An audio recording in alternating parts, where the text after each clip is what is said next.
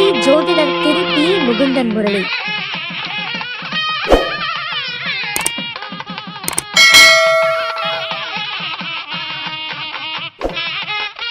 மதுரையிலிருந்து வருகை புரிந்திருக்கக்கூடிய பெண்கள் நாயகி என்று அழைக்கப்படக்கூடிய செல்வ நாயகி செல்வகுமாரி மேடம் அவர்கள் இப்பொழுது பேச வருமாறு அன்புடன் கேட்டுக்கொள்கின்றோம்.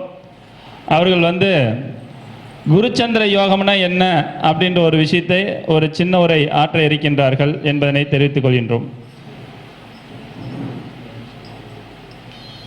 குரு விஷ்ணு, குரு தேவோ, குரு மகேஸ்வரக, குரு சாஸ்தா, பரபிரம்மா, தஸ்மையே ஸ்ரீ குருவே நமக. மகரிஷி ஆராய்ச்சி அறிவகத்தின் நிறுவனர் டாக்டர் திரு முகுந்தன் முரளி ஐயா அவர்களுக்கும் எனது குருநாதருமான தங்கப்பாண்டி ஐயா அவர்களுக்கும் என்னுடைய காலை வணக்கத்தை தெரிவித்துக் கொள்கிறேன்.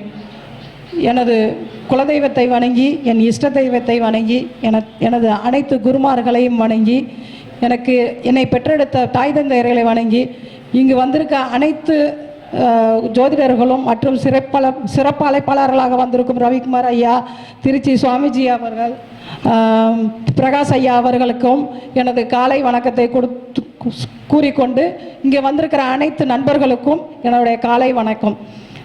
இன்றைக்கி நான் பேச போகிறது குருச்சந்திர யோகம். அதாவது யோகத்தில் 3 கிரகம் இருக்குது. முக்கியமான யோகம் கொடுக்குற கிரகம் என்னென்னா 3 கிரகம். அந்த கிரகம் என்னென்ன கிரகம் அப்படின்னு பார்த்தா குரு, சந்திரன், செவ்வாய்.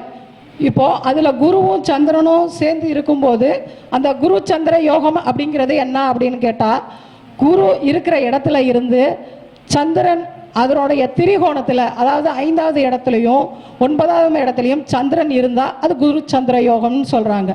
இப்போது ஒரு எக்ஸாம்பிள் எடுத்துக்கிட்டோம்னா, கும்பத்தில் குரு இருக்கிறாருன்னு வச்சுக்குவோம்.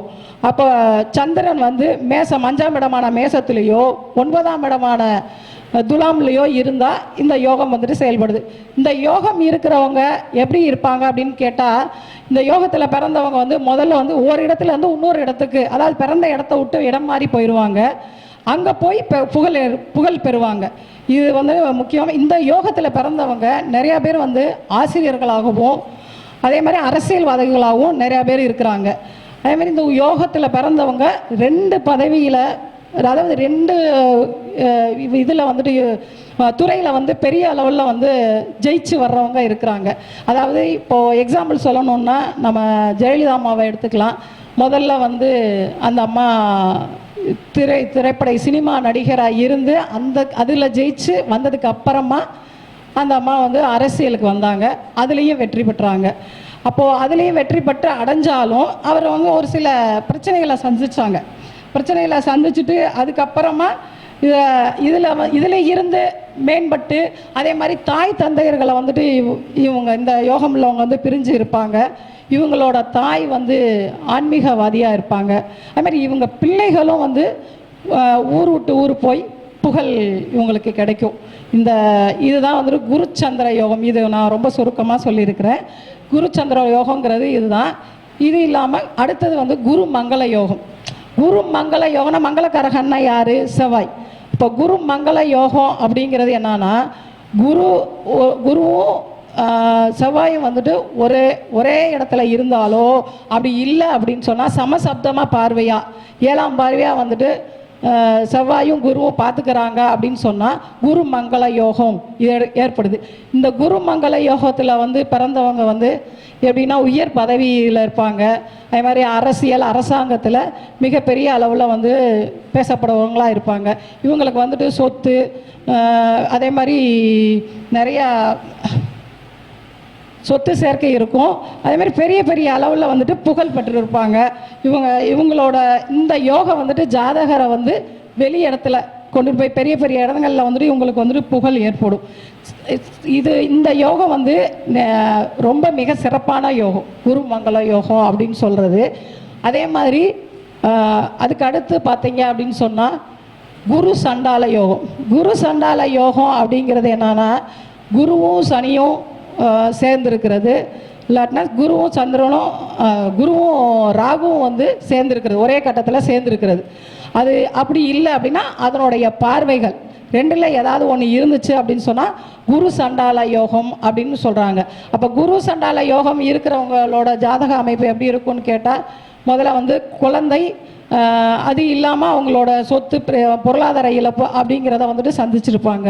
இவங்களுக்கு கௌரவத்தில் பாதிப்பு ஏற்பட்டிருக்கும்.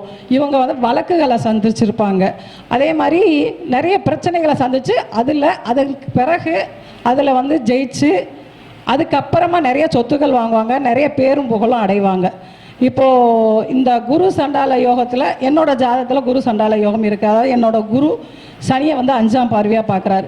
இப்போது இந்த ஜாதகத்தில் சொன்ன மாதிரி இந்த அமைப்பு படி நான் எல்லா பிரச்சனையுமே சந்திச்சிட்டேன். வழக்கை சந்திச்சிட்டேன், பொருளாதார இழப்பு ஏற்பட்டுருச்சு, குழந்தைகள் பிரிஞ்சு வேறு ஊரில் இருக்காங்க, நாங்கள் வேறு ஊரில் இருக்கிறோம். இதெல்லாம் முடிஞ்சு இப்போ புகழ் அப்படின்னு எடுத்துக்கிட்டோம் அப்படின்னு சொன்னால், எனக்கு நான் ஆக்சுவலாக மதுரையிலேருந்து வந்திருக்கிறேன். ஆனால் என்னைய மதுரையில் இருக்கிறவங்கள காட்டிலும் இந்த கொங்கு பெல்ட்டில் தான் நிறையா பேரை தெரியும். அது மாதிரி இனி அடுத்து சொத்துக்கள் வாங்கிறதுக்கு நீ கொஞ்ச நாட்கள் சொத்து சேர்த்துருவேன் அப்படின்னு நம்பிக்கை இருக்குது. ஏன்னா எனக்கு இந்த குரு சண்டால யோகம் வேலை பார்க்கணும். அதுக்கப்புறம் ஒரு சின்ன டிப்ஸு என்ன அப்படின்னா, எல்லாரும் உங்களுக்கு தெரிஞ்சது தான், அதில் ஒன்று எக்ஸ்ட்ரா சொல்கிறேன் நான். ஆக்சுவலாக காலையில் எல்லாருமே எந்திரிச்சோடனே நிறையா பேர் இதை ஃபாலோ பண்ணுவீங்க. காலையில் எந்திரிச்சோடனே எல்லோரும் கையை இது பண்ணிவிட்டு, நம்ம உள்ளங்கையில் மகாலட்சுமி இருக்கிறதுனால மகாலட்சுமியோட இது இருக்கிறதுனால நம்ம உள்ளங்கையை பார்ப்போம் இல்லையா? இப்போ அதை பார்த்துட்டு நம்ம பாட்டுக்கு நம்மளோட ரொட்டீன் ஒர்க்கை பார்ப்போம். இப்போ நாங்கள் அதில் சொல்கிறது என்ன அப்படின்னு சொன்னால், எக்ஸ்ட்ராவாக எந்திரிச்சிட்டு முகத்தை பார்த்துட்டு வடக்கு பக்கமாக நின்று 9 தோப்புக்கரணம் போடணும். 9 தோப்புக்கரணம் போடும்போது அதுக்கப்புறமா நம்மளோட ஒர்க்கை பார்க்கும்போது நம்மளோட பொருளாதார வளர்ச்சி ஏற்படும் அப்படின்னு சொல்கிறாங்க. இப்போது எங்கள் குருநாதர் தங்கபாண்டி ஐயா எப்பயுமே ஒரு விஷயம் சொன்னார்னா அதுக்கு லாஜிக் சொல்வார். லாஜிக் இல்லாமல் எந்த விஷயத்தையுமே சொல்ல மாட்டார். எந்த ஒரு காரகத்துவம் எடுத்துக்கிட்டாலும் சரி, எதுனாலும் சரி லாஜிக் சொல்லுவார். இதில் என்ன லாஜிக்கு அப்படின்னா, வடக்கு பார்த்து அது குபேரஸ்தா இடம். அதுக்கப்புறமா என்ன அப்படின்னா, நம்ம அந்த காது ரெண்டையும் வச்சு உக்கி போடும்போது உடல் ஆரோக்கியம் பெற்றுது. காலையில் நீங்கள் உக்கி போட்டு பாருங்கள், தெரியும் உடல் ஆரோக்கியம் பெறும். அதே மாதிரி அந்த உட்காந்து நல்லா நம்ம பிள்ளையாருக்கு உக்கி போடுற மாதிரி போடக்கூடாது. நல்லா உக்கி போட்டுட்டு கையை அந்த 2 காதுலையும் ப்ரெஷர் கொடுக்கும்போது ஆட்டோமேட்டிக்காக மூளை நல்லா அறிவு ஒர்க் ஆகும். அப்போ நம்ம உடம்பும் சிறப்பாக இருந்து அறிவும் நல்லா ஒர்க் பண்ணும்போது ஆட்டோமேட்டிக்காக ஹார்ட் ஒர்க் பண்ண ஆரம்பிச்சிரும். அப்போ ஹார்ட் ஒர்க் பண்ணாவே ஆட்டோமேட்டிக்காக நம்மளுக்கு பொருளாதார நிலை கூடிரும். அவ்வளோதான், இதுதான் லாஜிக்கு. எனக்கு பேச வாய்ப்பளித்த அனைத்து குருமார்களுக்கும் தங்கபாண்டி ஐயா அவர்களுக்கும் மிக்க நன்றி. நம்முடைய தங்கபாண்டி ஐயா அவர்கள் பொன்னாடி போற்றி சிறப்பு செய்ய இருக்கின்றார்கள். உங்களுடைய கைத்தட்டலோடு உற்சாகத்தோடு. ஏன்னா ஒரு மனிதனுக்கு குருச்சந்திர யோகம் அப்படின்றது ரொம்ப ஒரு சிறப்பான தன்மை. ஐயா போட்டாட்டு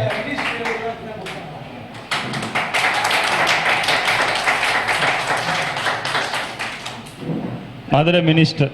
ஆமாம் கண்டிப்பாங்கய்யா. அடுத்த சிறப்பு பேச்சாளராக விஜி மேடம்